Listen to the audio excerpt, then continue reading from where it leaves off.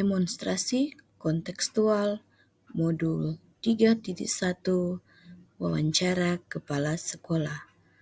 Suci Krisnawage, SPD, calon guru penggerak Angkatan 9, Kabupaten Minahasa Selatan, dari SMA Negeri 1 Amurang.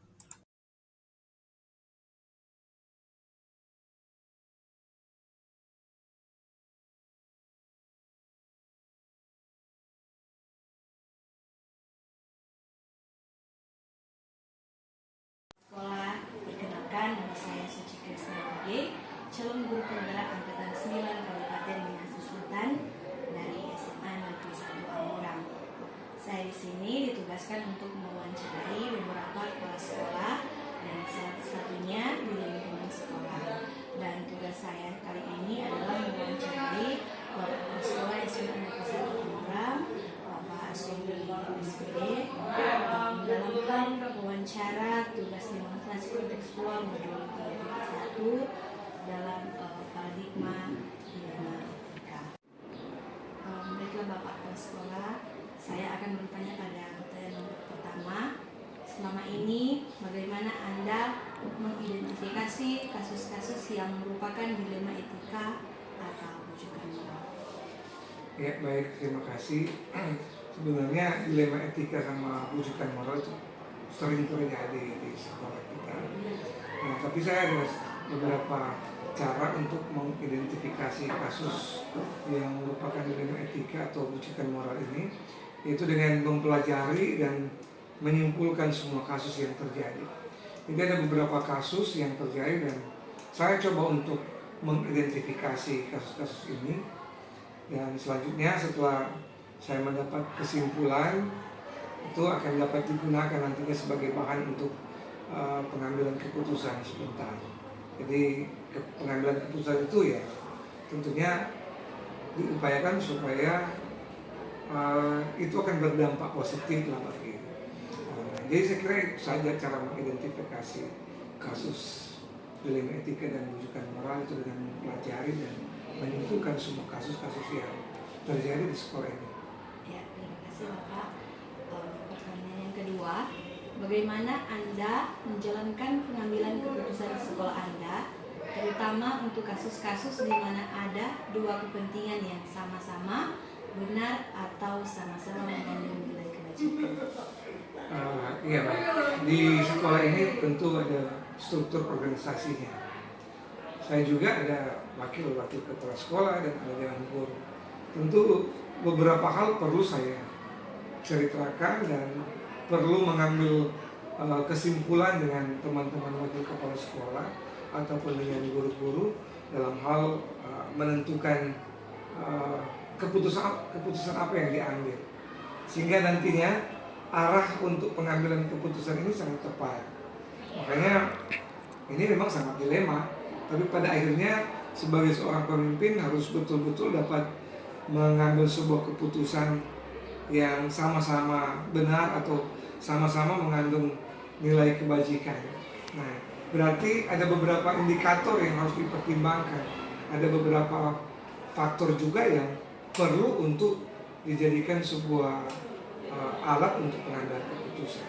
Sehingga meskipun sama-sama benar, pada akhirnya sebagai seorang pemimpin harus melakukan pengambilan keputusan itu. Terima kasih. Selanjutnya pertanyaan ketiga, langkah-langkah atau prosedur seperti apa yang biasa Anda lakukan selama ini? Itu dari awal saya memang mengidentifikasi semua kasus yang terjadi, sehingga saya dapat menyimpulkan apakah kasus ini bagian dari dilema etika atau rujukan moral. Nah, kalau pertanyaan bahwa langkah-langkah ya, prosedur apa yang biasanya saya lakukan, ya saya tetap berkomunikasi dengan wakil kepala sekolah dan dewan guru. Itu prosedurnya.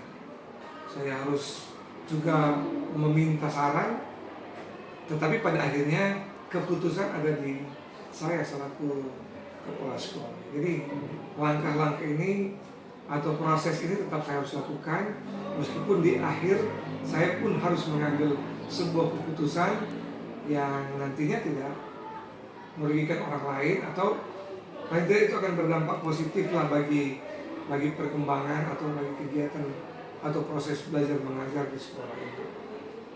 Ya. Pertanyaan yang keempat, hal-hal apa saja yang selama ini Anda anggap efektif dalam pengambilan keputusan pada kasus-kasus dilema etika? Ini hal yang selama ini saya anggap efektif dalam pengambilan keputusan adalah ketika saya melibatkan rekan-rekan sejawat. Saya tidak serta-merta karena sebagai pemimpinnya harus mengambil keputusan sendiri. Tapi saya lebih, ini moto saya teamwork dalam kepemimpinan saya. Jadi harus ada kerja tim. Nah, dalam pengambilan keputusan ini pun saya harus bertanya dan meminta saran. Setelah itu saya baru mengambil sebuah keputusan untuk mengatasi masalah dilema etika, bahkan pun bujukan moral. Pertanyaan yang kelima, hal-hal apa saja yang selama ini merupakan tantangan dalam pengambilan keputusan pada kasus-kasus dilema etika? Nah, itu tadi. Jadi yang menjadi tantangan yang pertama, saya harus menentukan pengambilan keputusan yang paling tepat karena sama-sama memiliki nilai atau sama-sama benar atau sama-sama mengandung nilai kebajikan. Nah, itu tentu akan membuat saya dilema mengambil sebuah keputusan karena sama-sama itu mengandung nilai kebajikan. Itu yang pertama. Kemudian yang kedua, bahwa terkadang ada juga rekan sejawat yang berbeda pendapat, berbeda pandangan, tetapi bagaimana menyatukan itu sehingga pengambilan keputusan itu dapat diterima oleh semua guru. Nah, itu mungkin yang menjadi salah satu atau hambatan bagi saya dalam pengambilan keputusan ini. Pertanyaan yang selanjutnya, apakah Anda memiliki sebuah katakanlah atau jadwal tertentu dalam sebuah penyelesaian kasus dilema etika? Apakah Anda langsung menyelesaikannya di tempat atau memiliki sebuah jadwal untuk menyelesaikannya? Bentuk atau prosedur seperti apa yang akan Anda jalankan? Ya, baik. Kadang ini ada dilema etika yang saya hadapi ataupun rujukan moral apalagi. Ada bagian tertentu yang memang harus segera untuk diselesaikan. Saya sebagai pemimpin untuk menyelesaikannya. Tetapi ada di bagian tertentu di sekolah ini melakukan evaluasi terhadap kejadian-kejadian atau dilema etika ataupun rujukan moral. Seperti contoh ada program unggulan yang sementara dijalankan di SMA 1 Amurang ini, yaitu Semansang Bercerita. Nah, di situ kita menceritakan semua peristiwa yang terjadi selama sebulan di sekolah, baik itu mungkin berhubungan dengan dilema etika maupun bujukan moral. Nah, ini tempatnya untuk kami mengatasi masalah-masalah itu dan kami bisa mengambil sebuah keputusan. Tapi balik lagi di awal, ada juga yang dilema etika dan bujukan moral yang pada waktu itu, pada saat itu langsung saya selesaikan. Apalagi berhubungan dengan etika profesi, tentu harus segera ditanggapi dan harus segera diselesaikan, bahkan segera untuk mengambil keputusan. Jadi kira-kira seperti itu. Ya. Pertanyaan selanjutnya, adakah seseorang atau faktor-faktor apa yang selama ini mempermudah atau membantu Anda dalam pengambilan keputusan dalam kasus-kasus dilema etika? Saya bersyukur di sekolah ini ternyata banyak juga guru-guru senior yang berpengalaman. Saya memfungsikan pengalaman mereka untuk dijadikan sebagai satu aset atau satu kekuatan bagi saya dalam hal pengambilan keputusan. Saya selalu atau sering bertanya. Kemudian saya juga bersyukur di sekolah ini ada beberapa guru penggerak yang juga menjadi instruktur, guru-guru hebat. Nah, saya memanfaatkan ini. Bahkan ada beberapa calon guru penggerak juga yang sementara mengikuti pendidikan. Nah, ini menjadi aset bagi saya, menjadi sebuah kekuatan untuk tempat saya sharing, bertanya, berkenan dengan dilema etika ataupun bujukan moral dalam hal pengambilan keputusan. Karena setahu saya ada 9 pengujian untuk mengambil keputusan ketika mengalami dilema etika dan bujukan moral ini. Dan pertanyaan yang terakhir, dari semua hal yang telah disampaikan, pembelajaran apa yang dapat Anda petik dari pengalaman Anda mengambil keputusan dilema etika? Artinya ketika saya mampu mengambil keputusan ketika berhubungan dengan dilema etika, maka ada kepuasan tersendiri bagi saya, sehingga saya mampu mengambil sebuah keputusan yang tepat, keputusan yang dapat didukung oleh rekan-rekan sejawat, wakil-wakil kepala sekolah, bahkan keputusan yang pada akhirnya akan menguntungkan semua pihak. Apalagi berhubungan dengan dilema etika, karena sebagai pemimpin pasti akan berhubungan dengan dilema etika.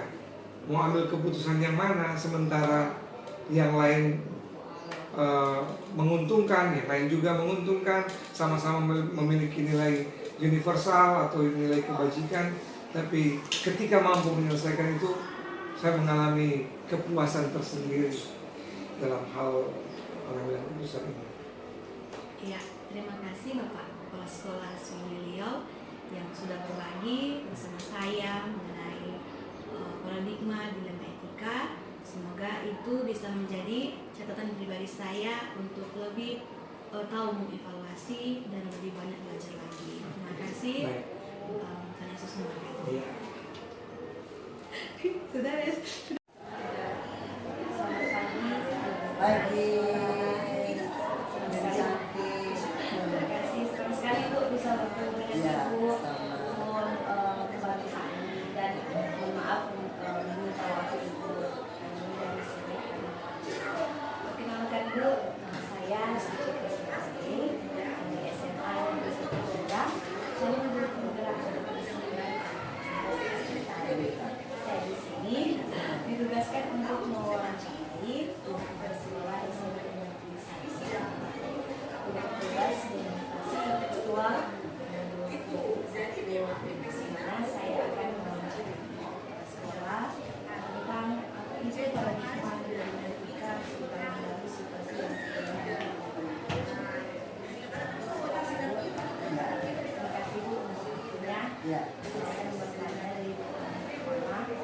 Selama ini bagaimana Anda dapat mengidentifikasi kasus-kasus yang merupakan dilema etika atau jadi saya sebagai kepala sekolah mengamati suatu permasalahan yang terjadi,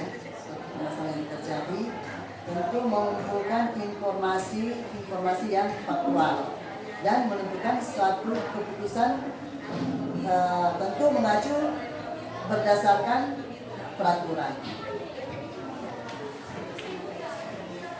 Pertanyaan kedua, selama ini bagaimana Anda menjalankan pengambilan keputusan di sekolah Anda, terutama untuk kasus-kasus di mana ada dua kepentingan yang sama-sama benar atau sama-sama mengambil keputusan. Ya. Tentu dalam pengambilan keputusan harus selalu dikembalikan semuanya pada aturan. Ya. Setiap pengambilan keputusan, saya sebagai kepala sekolah selalu menjalin hubungan dengan rekan sejawat. Ya. Memastikan bahwa keputusan tersebut benar-benar dipahami karena selalu ada alasan di balik suatu kejadian. Pertanyaan ketiga, langkah-langkah atau prosedur seperti apa yang biasa Ibu lakukan saat ini? Ya, tentu langkah-langkah itu pertama saya akan mencari informasi terlebih dahulu. Saya akan datang ke lapangan, turun langsung untuk mewawancarai dari berbagai pihak. Kemudian setelah itu saya menganalisis untuk pengambilan keputusan yang terbaik. Pertanyaan yang keempat, hal apa saja yang selama ini Ibu anggap efektif dalam pengambilan keputusan pada kasus-kasus sebelumnya? Ya, kalau saya merasa suatu pengambilan keputusan itu efektif apabila dilakukan dengan spontanitas, tergantung objek permasalahan di lapangan, gitu. Jadi saya mengobrol dengan tim manajemen sekolah, jajaran, misalnya wakil-wakil kepala sekolah dan guru-guru yang ada di sekolah,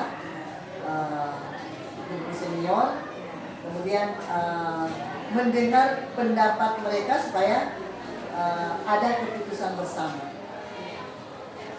Dan pertanyaan berikutnya, hal-hal apa saja yang selama ini merupakan tantangan dalam pengambilan keputusan pada kasus-kasus sebelumnya?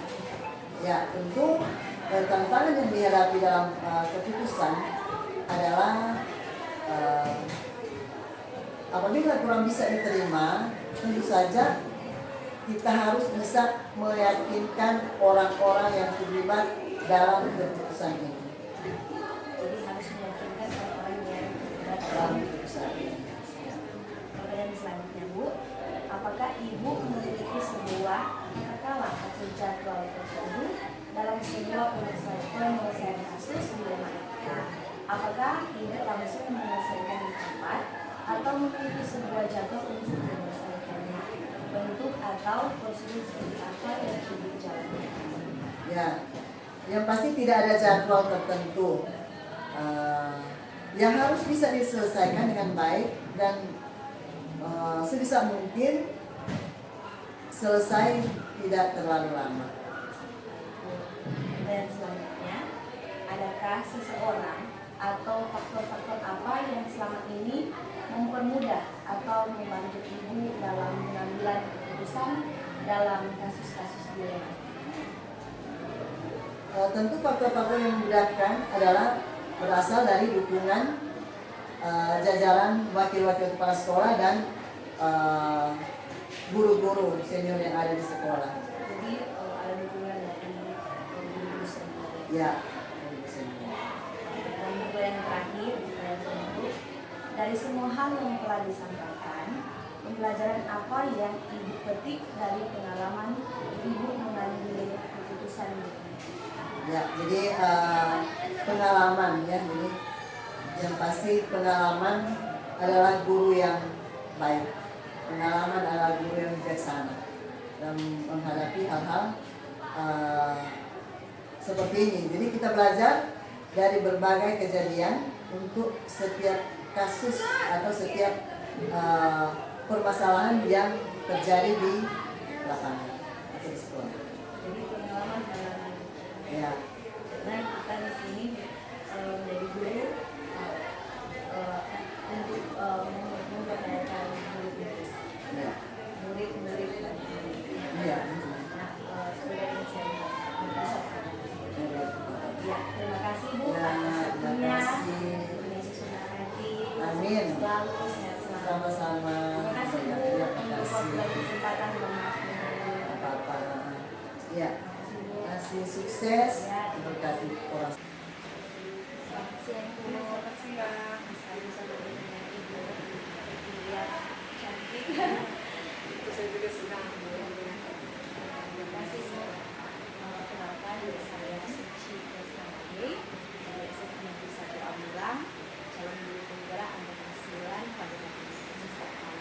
Saat ini saya ditugaskan untuk mewawancarai sekolah dalam hal tugas administrasi kontekstual dan yang satu mewawancarai sekolah untuk agar saya bisa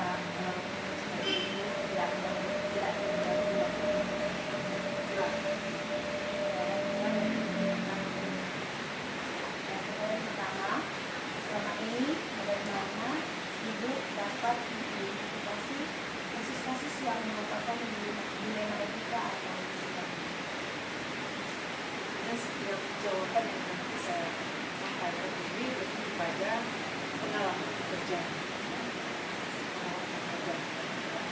Kalau menurut saya, menyangkut dilema etika ini bukanlah sesuatu yang mudah, ya. Ini untuk suatu permasalahan yang harus mengambil keputusan harus tepat dari dua hal. Yang pertama tentunya saya harus mengumpulkan data-data maupun informasi dari berbagai pihak untuk bisa memutuskan apa yang harus diputuskan. Kedua, mengidentifikasi masalah apa yang sedang terjadi. Lewat identifikasi itu kita bisa mendapatkan atau bisa menyimpulkan jalan keluar lewat identifikasi. Jadi akan dapat solusi dari permasalahan tersebut, apalagi menyangkut dilema etika. Tidak begitu terlalu, ya. Hal seperti ini kan tidak gampang, ya. Jadi harus benar-benar menguasai dulu dan memahami situasional yang terjadi, apa yang sementara bergulir saat itu dan harus kita putuskan. Jadi harus membedakan mengenai kerjanya yang selanjutnya, Bu. Selama ini bagaimana Ibu menjalankan pengambilan keputusan sekolah Ibu, terutama untuk kasus-kasus di mana ada dua pimpinan yang sama-sama benar atau sama-sama mengambil? Berangkat dari hal yang saya sampaikan tadi, lewat kita mengidentifikasi permasalahan tersebut, tentunya kita harus punya langkah-langkah ke depan. Problem yang tadi yang kita sampaikan itu adalah menghadapi masalah di mana kedua hal tersebut itu mengandung hal yang untuk kebaikan atau kebajikan. Nah, di sini itu kita harus lewat identifikasi persoalan tersebut, kita harus memutuskan yang mana yang berdampak baik ke orang lain atau ke masyarakat atau ke sekitar. Jadi ada yang mengandung unsur hanya untuk kepentingan pribadi, ada yang memang masalah ini ketika saya putuskan untuk menetapkan yang mana yang tepat, ya, bukan benar, tetapi yang tepat, itu yang harus memiliki dampak ke orang lain, ke banyak orang, tidak merugikan, jangan sampai merugikan ke pihak lain. Jadi harus terus memilih atau memang harus cepat mengambil keputusan agar orang lain tidak dirugikan. Kemudian selanjutnya, langkah-langkah atau prosedur seperti apa yang biasa Ibu lakukan selama ini? Tentunya lewat permasalahan tadi, saya menghadapi situasi atau masalah tentang guru dan pegawai. Tentunya harus kita mengambil terlebih dahulu, melakukan pendekatan coaching, ya, di mana guru atau pegawai yang sedang menghadapi persoalan tersebut, mereka akan menceritakan. Jadi mereka lebih kepada kita menjadi pendengar. Dan pada akhirnya lewat problem yang dihadapi, disitulah keputusannya tidak selalu harus, karena kalau coachingnya akhirnya itu adalah mereka akan menyampaikan jalan keluarnya seperti ini. Itu yang pada akhirnya itu memberikan memberikan sesuatu yang lebih baik kepada mereka. Tidak semuanya itu kepala sekolah yang harus memutuskan, kecuali itu yang memang hal terkait dengan kegiatan KBR itu bisa. Tapi kalau hanya untuk pribadi atau masalah-masalah pribadi itu biasanya mereka akan memutuskan sendiri ketika kita melakukan pendekatan proporsi.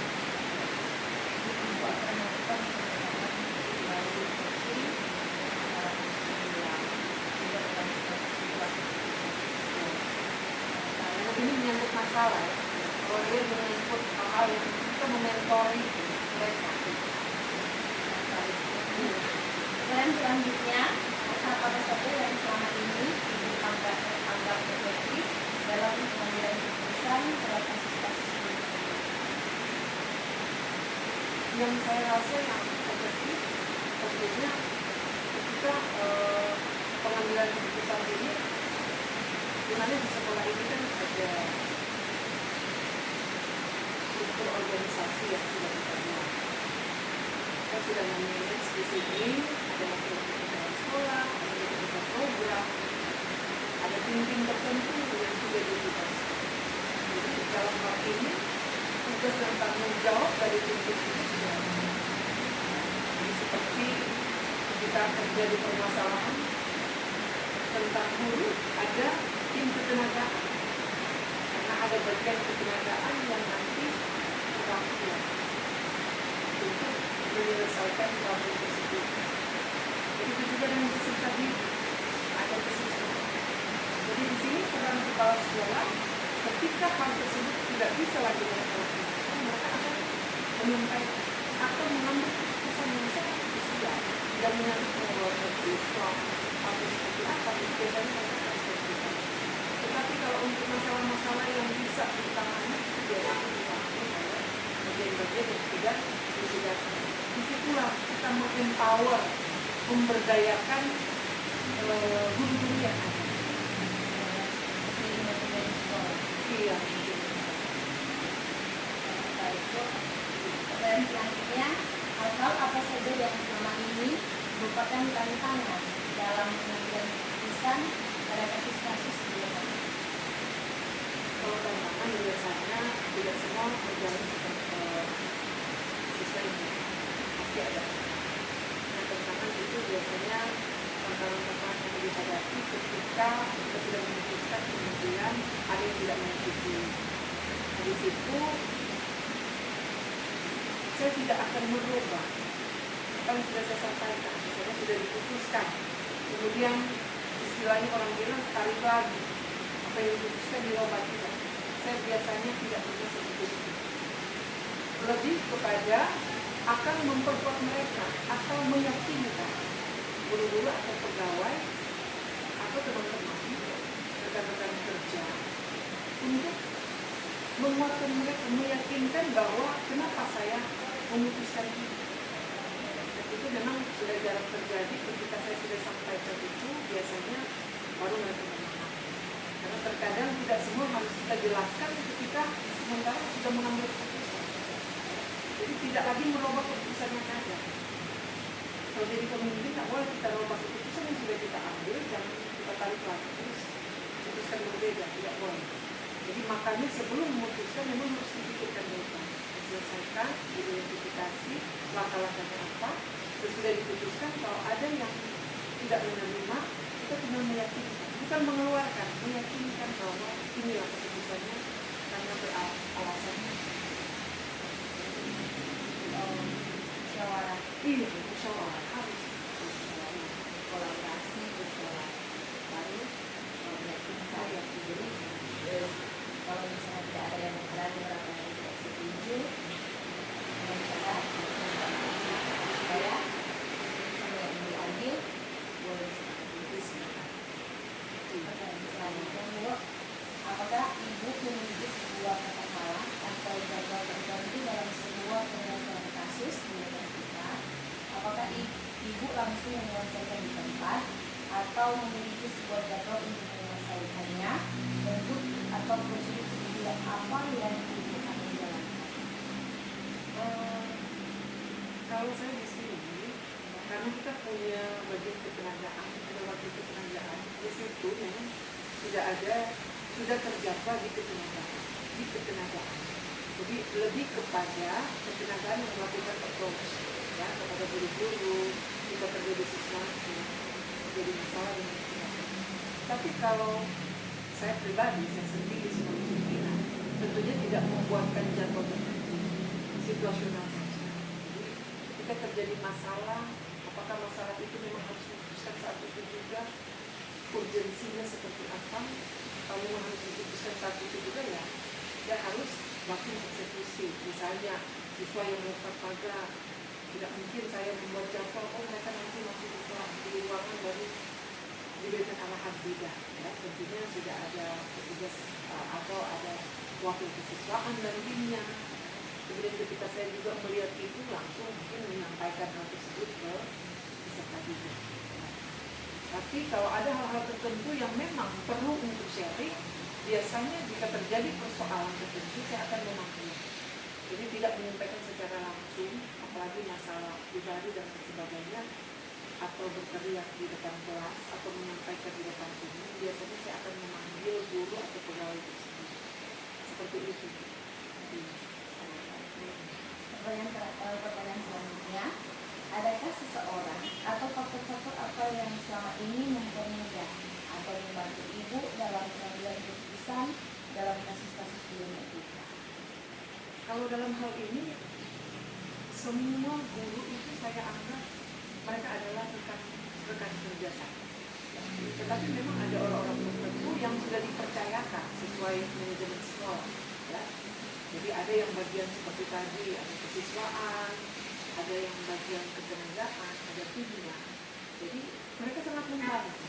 Termasuk wakil-wakil kepala sekolah, staf wakil-wakil ketua program keahlian, biasanya mereka yang sangat-sangat membantu sekali. Di samping itu tentunya ada guru-guru senior yang saya sering sharing dengan mereka. Tidak semuanya itu saya harus mengambil keputusan sendiri, tetapi saya sering sharing dengan mereka seperti apa yang berdasarkan pengalaman yang mereka sudah lewati. Iya, ada konsultasi, tetapi intinya kebanyakan sesudah itu dilakukan, pasti saya harus mengambil. Pertanyaan terakhir Bu, dari semua hal yang telah disampaikan, pelajaran yang dapat dibagi dari pengalaman dalam mengambil keputusan Ya tentunya experience is the best teacher. Ya. Pengalaman adalah guru yang terbaik. Lewat pengalaman dan lewat proses yang terjadi,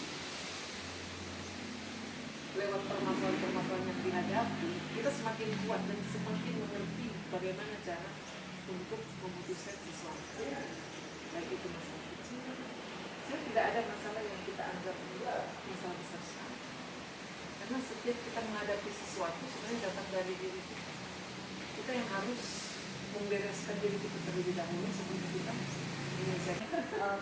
Sesi wawancara kali ini saya pribadi dapat sekali banyak pengalaman. Semoga itu bisa saya praktekkan dalam kehidupan saya dan bisa saya jalankan dengan baik, terutama dalam penanganan. Terima kasih untuk waktunya.